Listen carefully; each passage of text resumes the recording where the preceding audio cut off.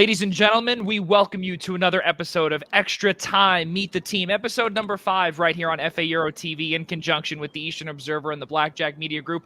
I'm Joey Jarzynka. Cannot thank you all enough for joining us. And alongside me here is 6-foot forward in a brand new reserve role, but also for FA Euro New York as a whole, Director of Youth Football Operations and the 2007 head coach for the club, Adam Marcu. Adam, thank you so much for joining me here on this gorgeous afternoon. Thanks, Joey. Yeah, no, it is. If there's a helicopter in the background, sorry about that. They come by from time to time. But thanks for having me. Yeah, it's great. Thank you. Yeah, for sure. Absolutely. We are extremely grateful to have you on this gorgeous afternoon. And again, we hope that for those that are watching, we do hope that you do subscribe to all of the FA Euro social media channels, Instagram, YouTube, Facebook, and Twitter, all of the above there. Let's get into this. We have gone through all 4 episodes thus far. We've done Stone Strong, and we've done DeAndre Gordon. We've done Cesare Marconi, as well as Anto Santos. And now Adam Marcu becomes number 5 on the totem pole. Let's get to this, ladies and gentlemen, now. And Adam, you have been a part of the FA Euro family for as long as I've known you, for roughly about 6 years and way beyond. Talk about how FA Euro became a part of the family for you.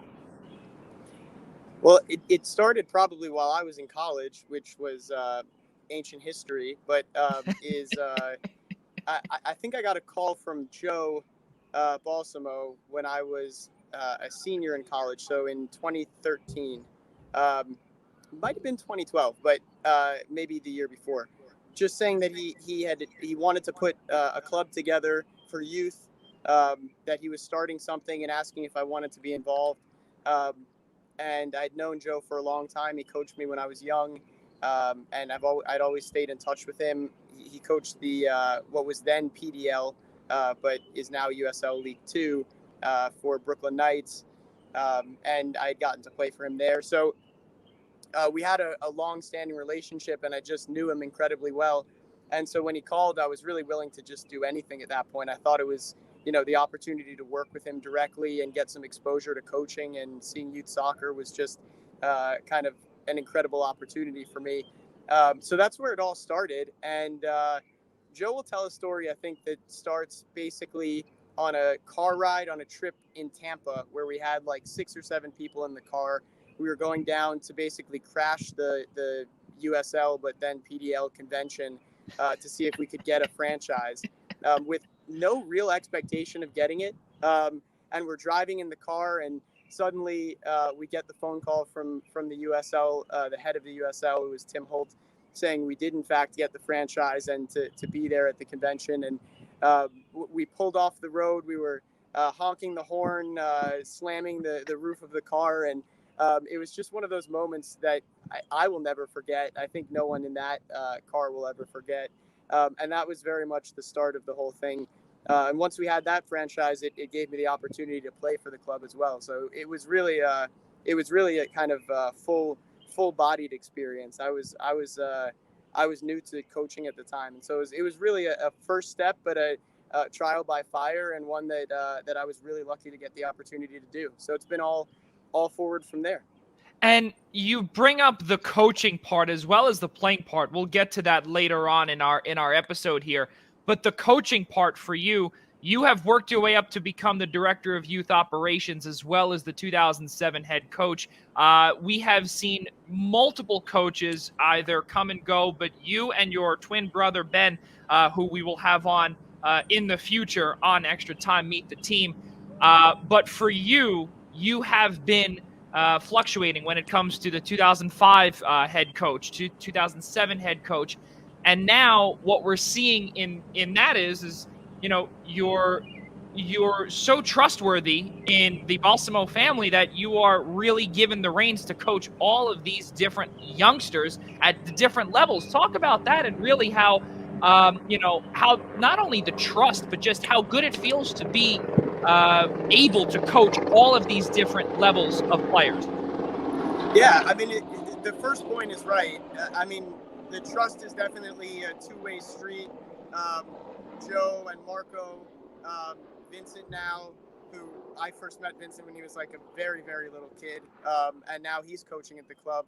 But the trust is incredible, and it enables us to rely on one another, and I think that's kind of the foundation of everything. In terms of the different teams, it's actually I'm starting to feel obviously my age, but Alan Ponyman, who is in the USL team, USL2, I coached when he was maybe 13 or 14 years old. I didn't coach him for a long time. There was another coach at the time, and I was sort of just filling in.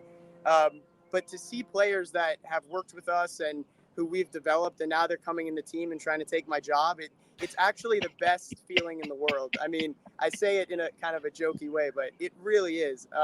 And to see the development of players over time. So getting to work with different age groups and see the different developmental stages and where a player is when he's young or she's young, and then moving forward in their career. It really is an amazing experience. It makes me think back to growing up and playing soccer here in New York. And it's something that I think I wish I had a little more guidance. Soccer was a little different in this country at the time. But to see the kids now doing it and the steps that they take and the strides that they make on a consistent basis, if you look away from them for 6 months, you come back and you see a completely new player. So it's great to get to coach them, but more so it's great to just watch their development. They're very much in charge of their own progress. And when you see that, you realize you've probably done something all right as a coach, and not gotten in their way, which is, I think, the worst thing that you can do. So yeah, it's a blast. It's fantastic. And especially going back to kind of the roots of this, coming out of college and only having coached for a short amount of time, and the trust of Joe to say, listen, here's an age group and go work with them. And then just to give me advice and feedback throughout, and to help me with coaching education. All of that stuff was invaluable to my own coaching career, which I didn't even think of as a career at the time. So it really is, a testament to the trust that he had in me, and hopefully over time I can repay that, in stages. Both your brother and yourself went to Packer down in Brooklyn. And for those that know, Packer is right actually behind where I work at St. Francis College right now. And in Brooklyn I can hear you shouting actually sometimes.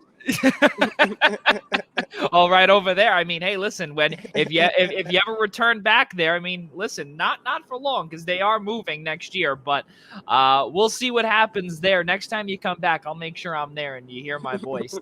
But talk about the start for you in terms of the game of soccer for you. And really, you just brought up earlier how you really did not see coaching as really the avenue for you to go down. And both you and your brother have taken a little bit of a different career path in terms of soccer. And where obviously you are right now in your day jobs is not soccer. But for you to be able to still play on a consistent basis, to be able to coach on a daily basis, and talk about really the roots of your soccer beginning and how it all began for you, even as a youth, and also what your aspirations were down the road. Yeah, it was interesting. I kind of stumbled into soccer. Both my parents didn't play. They didn't really know anything about the game. They're now huge fans as a result of, I think, my childhood and kind of falling in love with the game. In fact, I get messages more often from my mom, but also from my dad sometimes saying, there's a game on at 3:30 today. Are you going to be watching? And so they're super into it. They're into the English Premier League and the Champions League. And they sometimes know more than I do about teams and players. So it's become a family thing, but it didn't quite start. Ladies and gentlemen, we do welcome you back to Extra Time Meet the Team right here on FA Euro TV, as well as the Eastern Observer and the Blackjack Media Group alongside Adam Marcu. I'm Joey Jarzynka. Cannot thank you all enough for staying with us here throughout all of the technical issues that we are experiencing right now. But Adam Marcu is now inside his building, and now hopefully we've got a little bit more a more consistent Wi-Fi signal on his end and even on my end as well. But cannot thank you all enough for coming back. Adam, same thing with you as well. Thank you, sir, for going inside and continuing our little chat. And we just left off right where you were discussing about the Olympic Development Program. Let's continue with that conversation. Sure. Yeah. No, and I just wanted to give you a chance to do the introduction again. So I think it came off really clean that time. Well, thank you. So sorry about that, and sorry to your viewers. So yeah, no, Olympic development program. I think what was happening with soccer at that time in my life was it was not only something that I was doing and spending time on because I had other interests, but it was giving me opportunities, and it was making me feel like if I worked hard, I could achieve something, and it could create a path forward for me. So that was the first time in my life that I sort of made that connection to something happening now, to a potential that it could have the place in my life in the future. And so that meant something to me. And so I really wanted to continue. And you know, I was very lucky to work with some very good coaches in New York, which is not a common experience at the time when I was growing up. It was rare, I would say, to have one good coach. And I had a series of them, starting with Joe and then moving on to some others. So it really was a lucky educational experience for me. And I don't really put it down to anything but luck. I think also the organization I was playing for did a good job recruiting coaches and getting people in. But most of the coaches I've had are now either D1 coaches at schools, LIU and at Fordham, or coaching in the MLS like Gio Savarese is. So, you know, it really is a who's who of incredible coaches. That was kind of just before their major breakthrough, I guess. And so I was just lucky. And so kind of moving forward with the game, I never thought that I was going to be a coach. When I was 17, 18, getting ready to go to college, I had I would say no interest, but it really wasn't no interest. It was just no thought of becoming a coach. And it wasn't until my first off season in college where I realized my kind of consumption of the game wasn't as much as what it had been in the past. And I wanted to do something. So I basically reached out to a local club, didn't know anything about them. And two folks, Zach Ettinger and Jeremy Wilson, whose names I note because they should know that they had a big influence on my development as coaches. And I think they do know, but they deserve the shout out. Just took me in and gave me a team of like 5-year-olds. I want to say U5. I had never coached before. I didn't know what I was doing. I came the first day with a complicated lesson plan, basically, and then realized it was toddlers, and my main goal was to keep them on their feet. But that was my introduction into coaching, and it kind of just went forward from there. And it's been one thing after another, with more opportunities presenting themselves, and so it's just kind of one of those things where as long as things continue to present themselves and there's forward trajectory and momentum, I got hooked, and it's going to be difficult to give it up. Here you go, 5-year-olds. Follow the X's and the O's and make sure you run in zigzags. What's a zigzag, Coach Adam? I have no idea. The best part there, though, is that to be able to coach these youngsters, how much patience does it take, especially when you know the game in and out, and you know really on the back of your hand, you're able to do this, to do this, to do this. But to teach these young kids how to even just dribble and to make a through ball or even a pass or anything along those lines, how difficult was that for you to start out early on? It was absolutely impossible. It was absolutely impossible to understand the level of patience that you need. You really have to be a parent of multiple children, I think, which I was not. And then beyond that, just understanding how, when you've done something for a long time and it's become habit and second nature and muscle memory, to then break it down for someone who's never done it before. That was a kind of shocking experience for me. I had no idea how to, other than just demoing over and over again, how to get through to young kids. It's something that I continue to work on, and I think all good coaches continue to work on that, communicating and working with different ages and being able to describe what's going on. But yeah, it was really, really difficult. And it remains difficult to this day, but I think you get more confident in yourself, and you get some techniques that work, and that are go-tos. And then you kind of roll with the punches and see what this group of kids that you're working with, what really impacts them versus what doesn't. And so monitoring their responses to your inputs is important to see what happens. And then to your final point, I think about being able to kind of know the game, and the kids don't necessarily know the game yet. Of course they don't know the game yet. I don't know the whole game. and I've been involved with it for a long time. So especially at the younger ages, it's very difficult not to sort of call out every action ahead of time. The game develops so slowly for an adult. When you watch young kids play, Right. you want to say, almost like you're handling a video game controller, now pass it here, now kick it there, now shoot. And you just have to try not to. I mean, training is really your time with the kids and to express yourself and help them improve. And then you have to give them responsibility in games and let them win or lose or whatever it is based off their own ideas and their own understanding. So that was the other part of it that was really difficult for me at first. And so I had to kind of shut myself up and push the mute button and figure out that let the kids learn from the game. And that was something also that was new to me at the time. So yeah, it was those combination of things in the early going made me think about whether I really wanted to do coaching, because it's a little different than when you watch like a professional manager managing like a major team and they're shouting out instructions and they're doing post-game, press conferences and these are the tactics and there's pundits talking about it. This is very much when you're working with kids development focused and you're thinking about the long term and you're kind of their servant. And so this is like that was a real shift, a mindset shift that I had to have early on. And it helped working at the club that I was working at when I was in college, and then coming here and learning from Joe and taking his experience. And, all of those things add up and you start to feel like, well, all right, maybe I'm not terrible. Maybe I can kind of pursue this and see where it goes. So that's where that started. And yeah, it was difficult. It was very difficult. Yeah, not only difficult, but the cool thing, obviously, being able to come back and working with a coach that you've known for so many years here at FA Euro, to be able to get that opportunity working with the 2005s, the 2007s, and then eventually, as we brought up, at being elevated to the director of youth operations, where you oversee the entire thing with obviously with the observation of Joe and Marco and the rest of the club, but.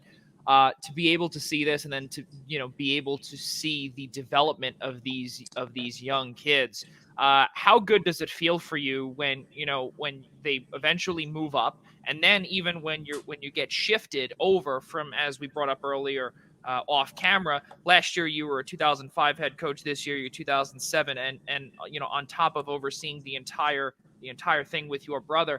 How difficult is it, when you get moved over?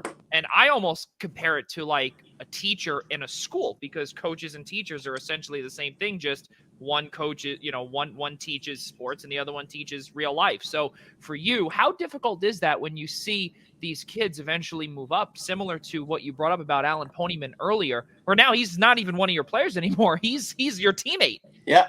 Yeah.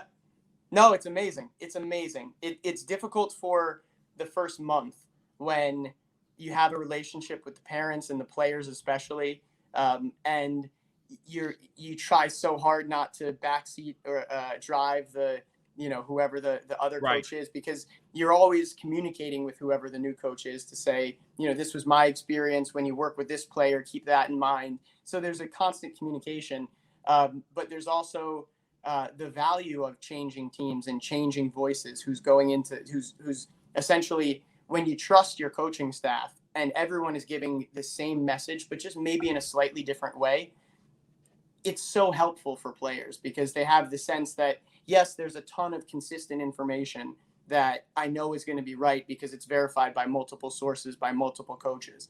But there's a different slant that everyone sees the game with naturally. And so to get that information in a slightly different way could be hugely impactful for one kid. Equally, to have the evaluator be somebody different is incredibly impactful for both kids in both directions. You can have someone who, I do it with my kids, someone I'm just used to playing all the time. I get used to putting them in the first 11, and maybe they need to be reevaluated. Equally, somebody who's struggling or needs a change in scenery or something to change in order to get the most out of themselves gets the opportunity to step up and step into that role.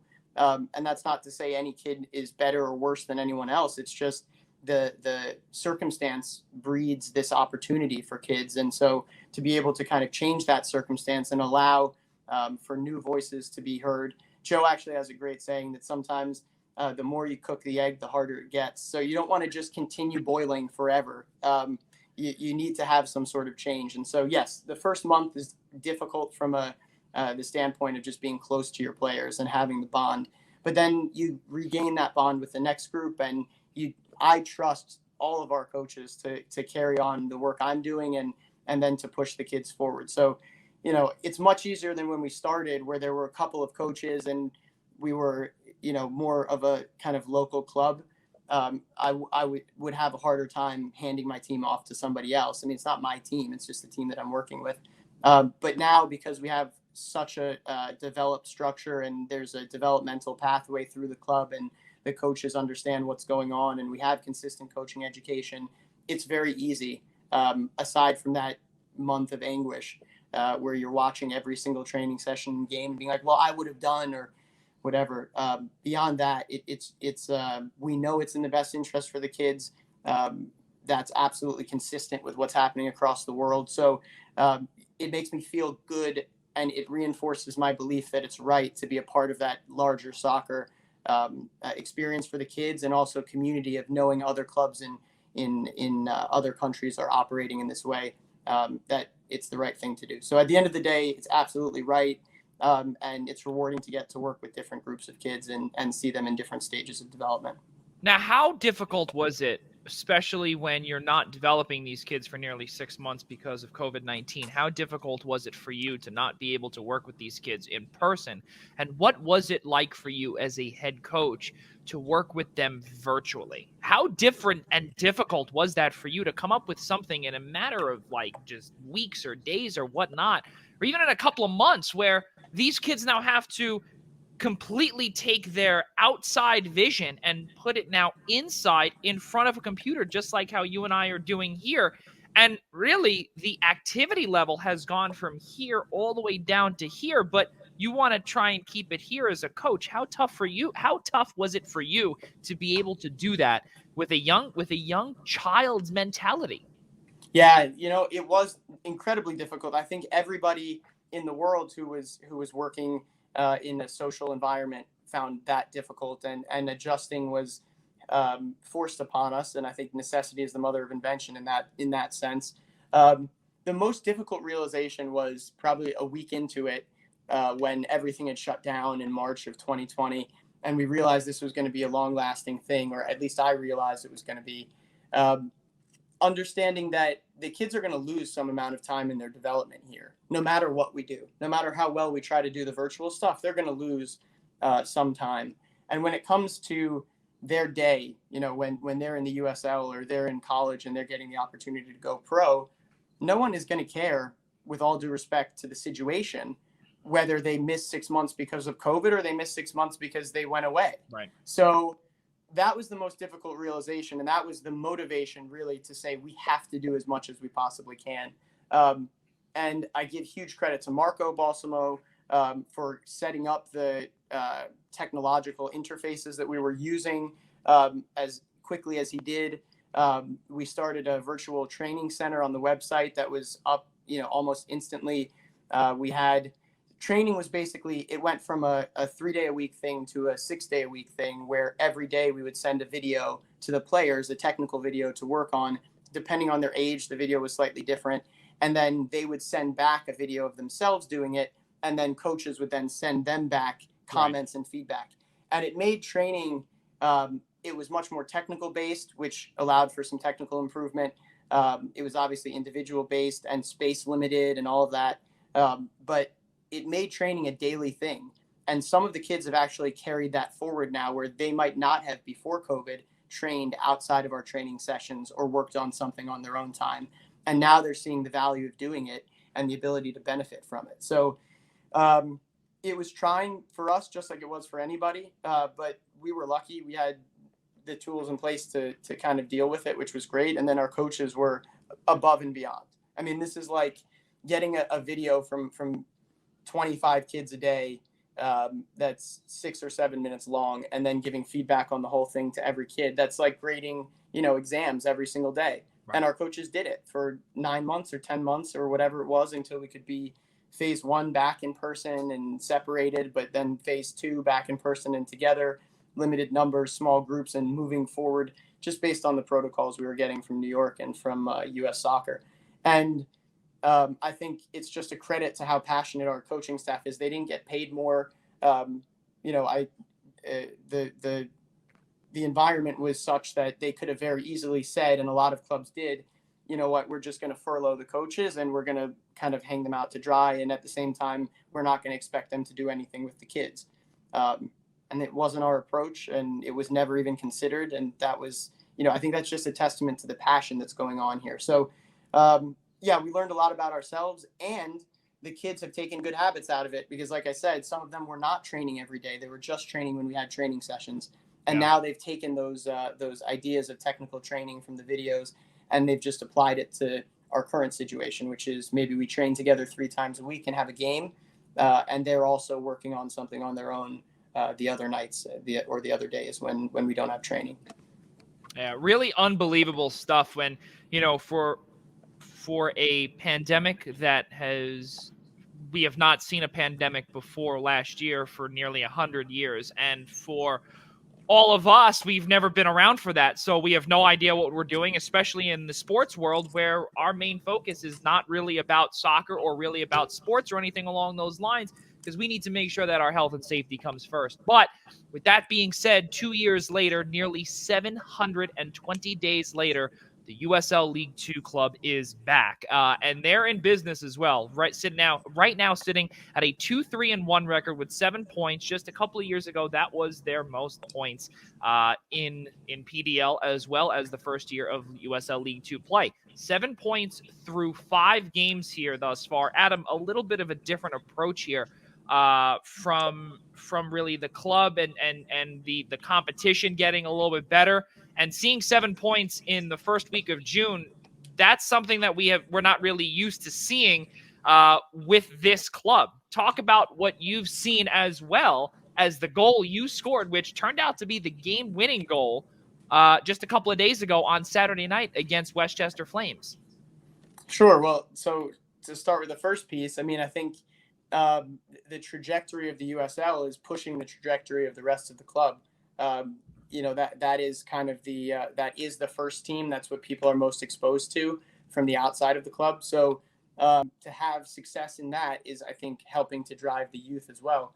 But I mean, the team is just better than it's been in past years. And it's been, great credit to Nico Baudo for doing an incredible job bringing in players through his program and that he's aware of from abroad.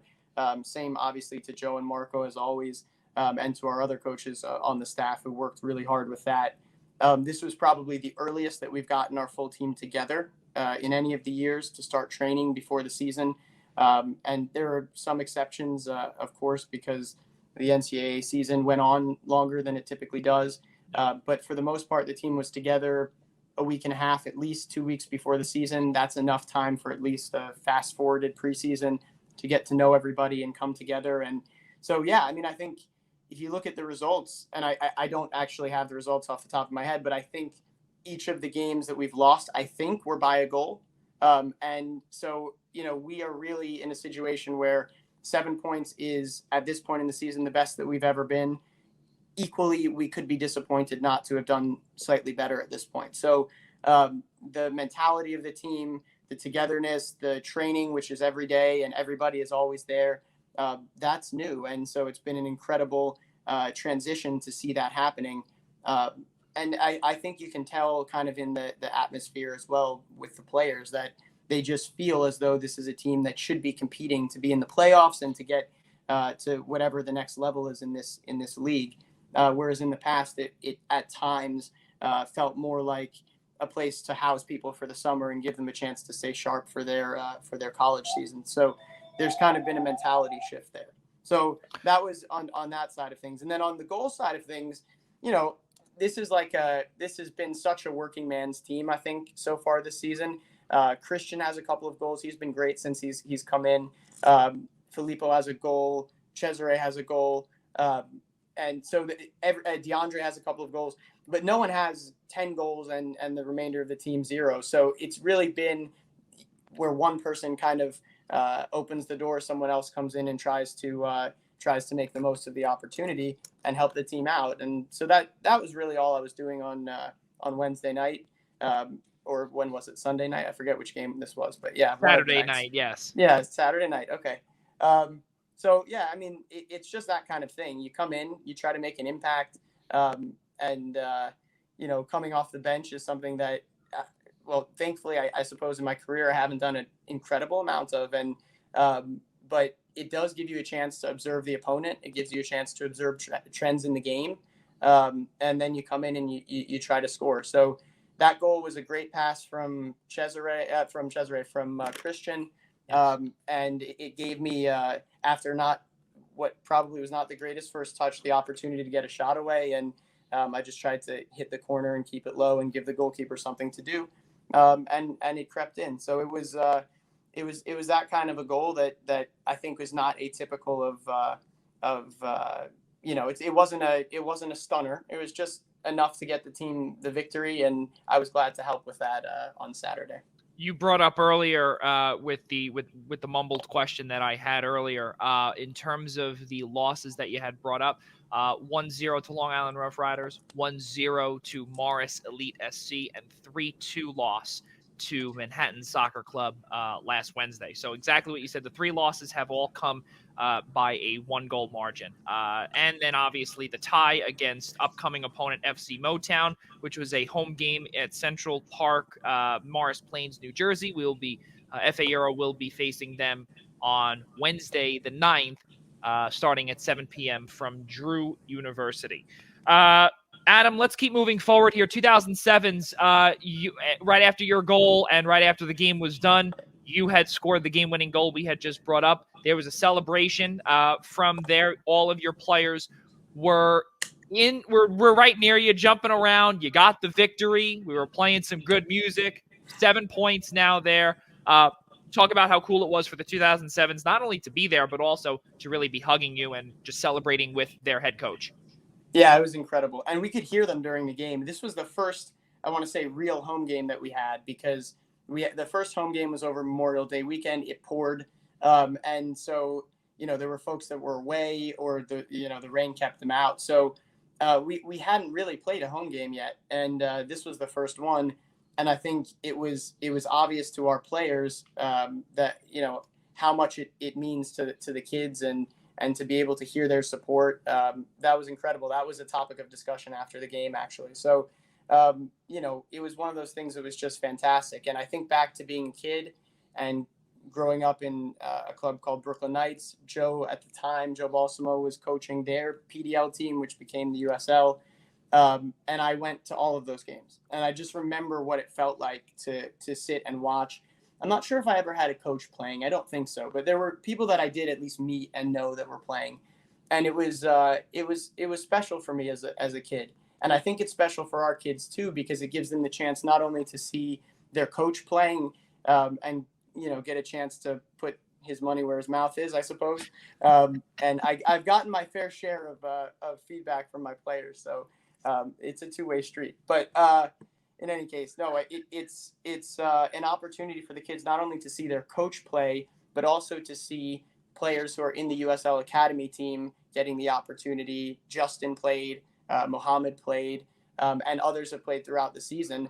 And with the 2007s, okay, maybe that's a couple of years away, but certainly with my 2005 group from last year, that's right around the corner. So to see how quickly things will change from youth soccer, in quotes, to adult soccer, professional kind of level, I think that in and of itself, whether they know it or not, is an exposure that's great for them to have. But yeah, after the game was just joyful. That was just exciting. And to get to see all my kids out there and jumping around, I was a little worried they were going to tackle me when they came out, but they were gentle enough. So no, it was a great experience. It was awesome. It was really cool. And again, to see that, it really is, phenomenal. And you brought up about how your 2005s, they're right around the corner. Adam, we are old, okay? We're getting older, and this is just, it's really unbelievable how you bring up 2005. I saw the last pandemic, actually, Joey. Wow. Well then, all right. Well then, I don't know how much longer you're going to be around to Right, see right, right. to see these 2005s. But listen, in all joking aside, though, really amazing stuff here, Adam. Let's conclude with this.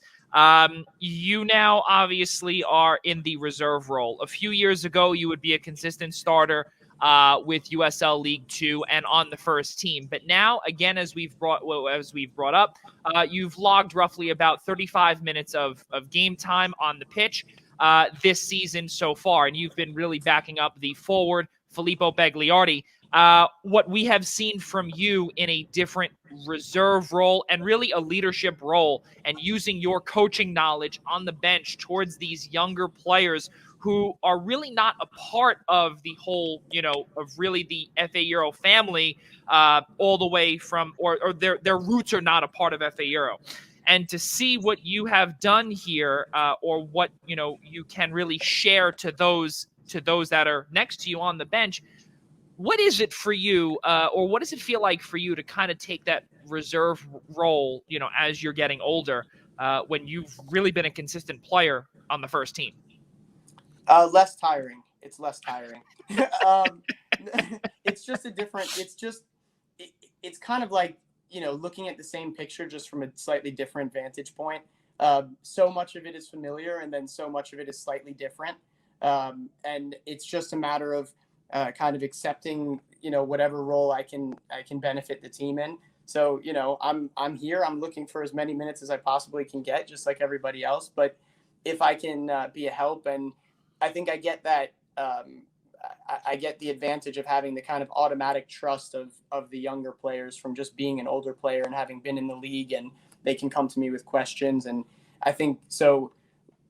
I hope that it gives me more of kind of a podium and a mouthpiece to be able to provide guidance and feedback. And I don't expect them to listen to me. I probably wouldn't have listened to me if this was 6 or 7 years ago, but we can only try. So I think that it's like you said, it's something slightly different, but I'm enjoying it. I'm enjoying helping the team. I'm enjoying where we are in the season. So if this is working, let's not do too much to affect change. But yeah, I will not be the first one to bow out if more minutes are offered. But at the same time, I'm here to help the team as best that I can. So yeah, it's a new role, but I'm enjoying it. And I go back to where I started. It's less physically exhausting. Don't break what's not broken. So right. So now I want to finish off with these final three questions here. So the biggest part here, obviously, family over everything, and your brother, your twin brother Ben, got his first start in nearly 2.5 years, because of, or actually even longer, nearly probably about 3 years, and the biggest reason was because of injuries and whatnot, and to see your brother wear that armband, and not only to be coaching aside you, to be with you in terms of, a part of the FA Euro organization, what does that mean to you? And then how good was it to see him on the pitch wearing that armband and playing all 90 minutes as well? You were playing with him for a good chunk of minutes as well, on Saturday. Yeah, it's amazing. FA Euro is a family in so many definitions of the word. And this is one that I'm lucky to have a familial connection to. Playing with Ben is incredible. Training with Ben is incredible. And really just seeing him overcome injury problems for a number of years and have a season where he's relatively healthy, and he can show what he can do and get the opportunity to play. It really is. It's more exciting. There's no one else I would rather watch in the world. So. There's playing and there's watching, but really when I get to see him play, and especially like you said, being captaining the side and leading them out, it affects me, up here and in here somewhere. So it's something that I will, whatever opportunities we have left to play together, it's something that I will cherish. So yeah, fantastic. I love it, and I hope it continues, and I hope Ben deserves credit. Ben is such a good player. I say it all the time. He's had really bad injury problems, including getting injured in originally kind of starting this whole string of of injuries in again, it was then the PDL, but in a USL game in New Jersey. And he tore a ligament in his knee. And then each season it's been kind of a recurrence of something related to that. So I'm just crossing my fingers and so happy for him, hoping he stays healthy and can continue with the momentum that he started on Saturday. And that he gets to kind of live in the moment for a little bit and try not to worry so much about like what's going to happen next or if there's going to be an injury on the horizon. So, that's my hope. I'm his biggest fan. I'm not afraid to admit that. But I also think that I'm right.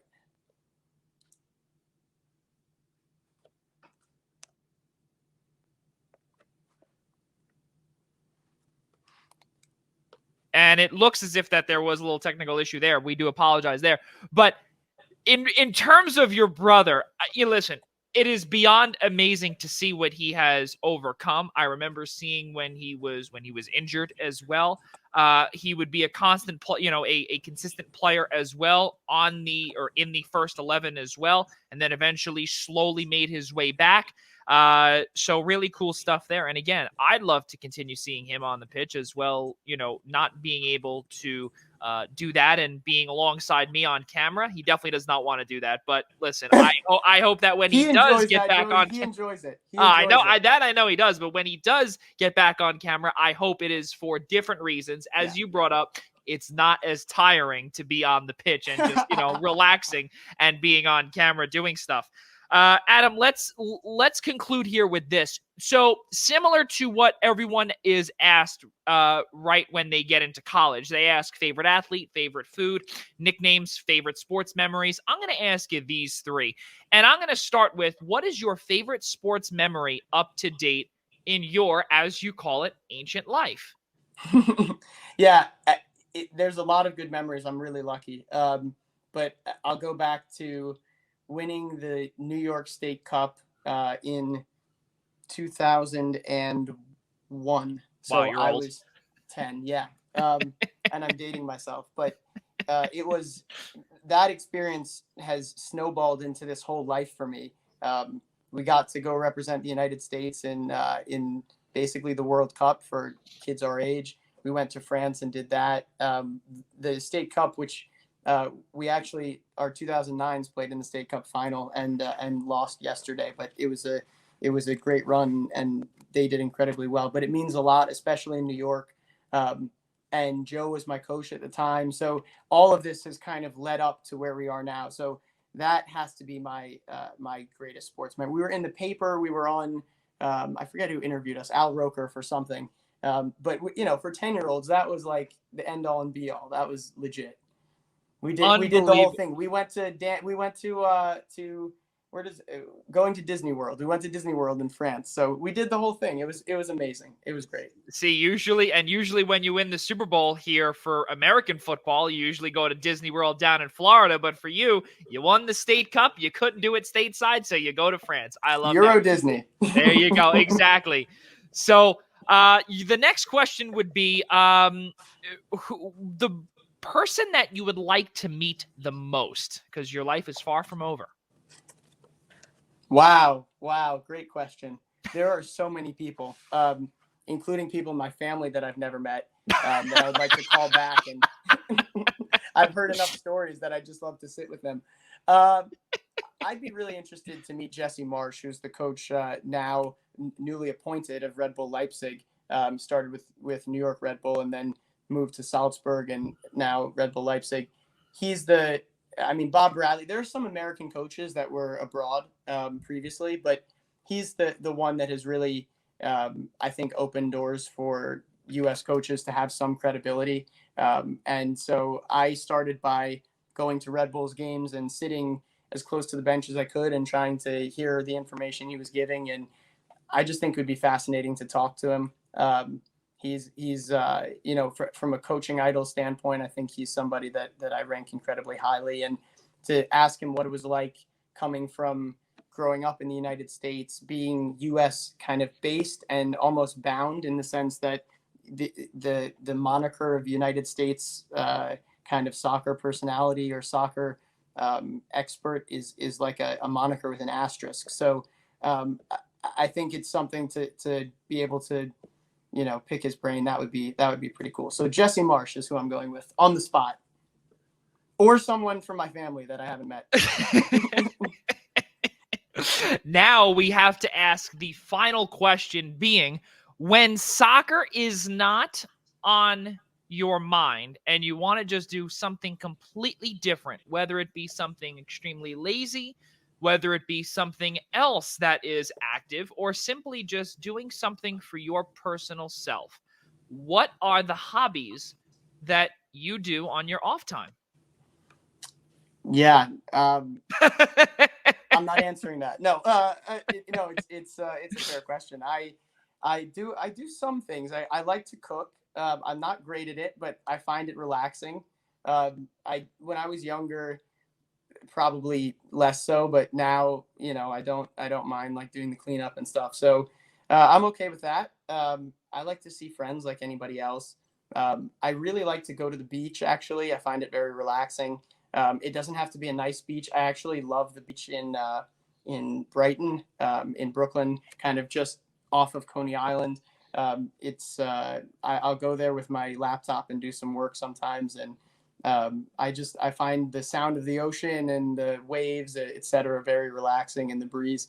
So that I'm not a skydiver type. I don't go thrill seeking in my spare time, but definitely I'll cook a pasta. I love that, and I'll go to the beach. Pure bliss. Love that from you, Adam. Love that. Simple So, pleasures. ladies and gentlemen, cannot thank everyone enough for tuning in. Adam, thank you so much for taking some time out of your workday to come join us here on Extra Time Meet the Team. And we look forward to not only seeing you on Wednesday, but continuing the hard work that you put in every single day with the club.